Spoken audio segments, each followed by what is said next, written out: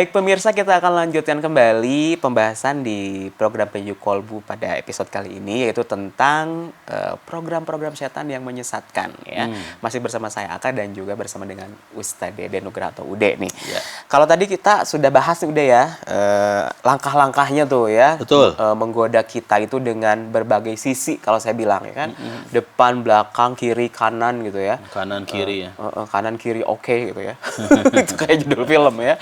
Jadi banyak cara yang dilakukan gitu ya. Nah, kita sebagai manusia gitu kan, apa yang bisa kita lakukan nih Ude untuk menghalau diri kita atau menghalangi diri kita ini supaya tidak tergoda oleh rayuan-rayuan setan ini?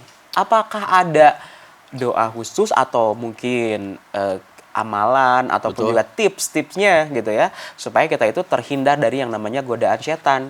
Karena kan kalau berbicara tentang godaan setan mah udah ya, kalau di realitanya sekarang nih, mungkin banyak maaf punten ya, banyak juga yang pejabat yang terjerat kasus korupsi, padahal oknum ya.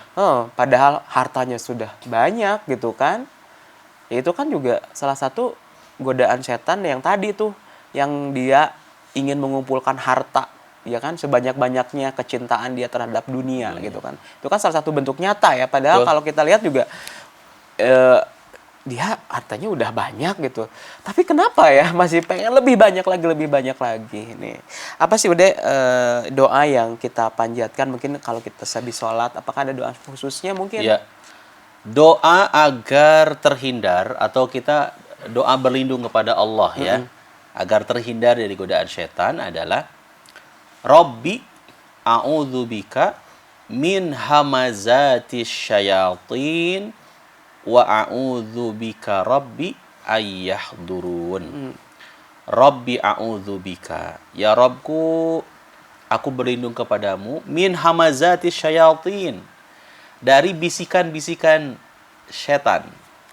Wa a'udzubika, dan aku memohon kepadamu Rabbi, wahai Rabbku, ayyahdurun, dari kehadiran, kedatangan mereka kepadaku. Itu doanya ya. Rabbi a'udzubika min hamazatis syayatin wa a'udzubika Rabbi ayyahdurun.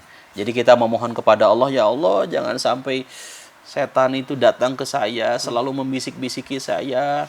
Ya Rabb, jauhkan dari kedatangan kehadiran setan yang akan menjerumuskan saya, sehingga saya tidak suka dan tidak mau melakukan amal soleh. Saat teman-teman Bapak Ibu jamaah rahimakumullah kemudian berdoa ya dengan penuh keikhlasan, kekuatan, munajat kita kepada Allah Subhanahu wa taala, maka kita yakin insya Allah kita akan dihindarkan dari godaan setan tersebut. Kita yakin kan Allah yang menggenggam kita gitu ya. Termasuk kan setan juga semuanya adalah atas kuasanya Allah ya. Allah yang kemudian memberikan kepada kita kekuatan, maka kita mintanya hanya kepada Allah agar kita dijauhkan dari godaan syaitan. Oke, karena kan di episode sebelumnya juga pernah dibahas ya bahwa sebagai orang yang beriman kepada Allah, maka kita tidak akan lepas dari yang namanya godaan setan begitu ya. Betul. Jadi godaan setan itu bisa menjadi salah satu ujian bagi orang yang beriman, yang sudah pernah kita bahas di episode sebelumnya ya. Nah, kemudian tadi membaca doa gitu kan. Selain membaca doa juga salah satunya juga bisa kita dengan lingkungan kali udah ya. Oh iya. Ya, lingkungan mempengaruhi ya. Sangat mempengaruhi lingkungan kita ya. Jadi ketika kita bergaul dengan lingkungan yang kebanyakan madorotnya atau maksiatnya, maka kita jadi pengen ikut-ikutan gitu, yang saya rasakan ya gitu. Beda ketika kita bergaul dengan ahlul masjid, dengan ahli ibadah. Nah, kan rasanya juga pasti akan jauh dari yang namanya godaan setan itu kan. Betul. Gitu kan. Jadi hijrahnya total ya. Betul. Ya kalau bisa ketika kita sudah memutuskan untuk hijrah ya meninggalkan yang memang apa yang dilarang secara full ya. Betul. Gitu. Ya memang pengaruh pertemanan itu sangat dahsyat ya. Sampai-sampai Rasulullah SAW mengingatkan kepada kita, ar-rajulu ala dini khalilihi falyandur ahadukum man yukhaliluhu. seseorang itu mengikuti agama kawannya. Maka perhatikan dengan siapa kalian berkawan, dengan siapa kita berkawan. Oke. Kalau kita berkawannya dengan ahlul Quran, maka insya Allah kita akan ke bawah menjadi ahlul Quran. Oke. Berarti langkah-langkah setan untuk menggoda itu kecil kemungkinan. Karena memang apa istilahnya Kak? Circle-nya gitu. Circle-nya. Circle-nya kita bersama dengan orang-orang yang memang dekat sama Quran, dekat dengan majelis ilmu, dekat dengan majelis zikir. Maka insya Allah akan terhindar dari godaan tersebut. Jadi pergaulan, pertemanan, persahabatan itu penting dan sangat penting untuk kita lakukan, untuk kita pilih. Jadi kalau ada orang yang berkata kemudian, kok kamu pilih-pilih teman? Ya memang harus pilih-pilih teman itu. Jadi memilihnya itu bukan karena misal fisik atau apa gitu ya, misal pilih karena status sosial, harta dan lain, tapi memilihnya itu teman tersebut itu banyak negatif apa positifnya gitu ya. Udah ya. Kalau misalkan yang tadi dikaitkan dengan pembahasan kita, ya terkadang kan ada teman kalau misalkannya kita nih, contohnya kita bergaul dengan orang yang soleh kan, yuk kita sholat dulu gitu kan, yuk kita sholat dulu, ikut kajian yuk gitu kan. Tapi kan beda cerita ketika circle kita yang memang bukan orang-orang yang soleh atau yang ya setidaknya mendekatkan diri kepada Allah, kan ajakannya yang lain. Gitu kan. Ketika kita merasa galau, merasa putus asa, ajakannya yang lain kan. Kamu lagi galau, kalau yang orang yang beragama mungkin, yuk kita ikut kajian yuk, kita curhat di masjid yuk, kita belajar sama-sama Al-Quran. Tapi kalau orang yang memang negatif gitu kan, lagi galau, yuk kita dugem. Gitu kan, yuk kita dugem, yuk kita mabok-mabokan, kan seperti itu mungkin ya. Dan itu memang fenomena yang terjadi. Dan ya. Itu memang ada. Ada ya. Bahkan mungkin tanpa kita tahu atau sadari memang ya itu realita gitu ya. Realita, banyak kasus-kasus kan, gitu kan, ketika orang lagi galau bukan mendekatkan diri kepada Allah, tapi mendekatkan diri kepada setan. Gitu. Jadi setan sebagai temannya ya. Sebagai temannya gitu kan. Ya habis sih kamu mah temannya setan.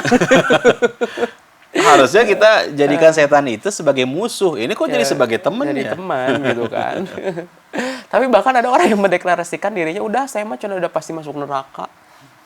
Ada loh salah satu public figure yang ngomong kayak gitu dulu, pernah Jadi viral. dia pengen jadi penghuni neraka gitu. Kayaknya mah nantangin. Astagfirullah. Aduh, ini apa ya, pembahasannya memang berat banget ya ketika kita ngomongin program-program setan. Tadi ada dari mulai dia menggoda dari sisi kiri, sisi kanan gitu kan, dan juga apa ya, dia itu optimis kan untuk menggoda manusia. Optimis dan optimal. Menggoda terus manusia.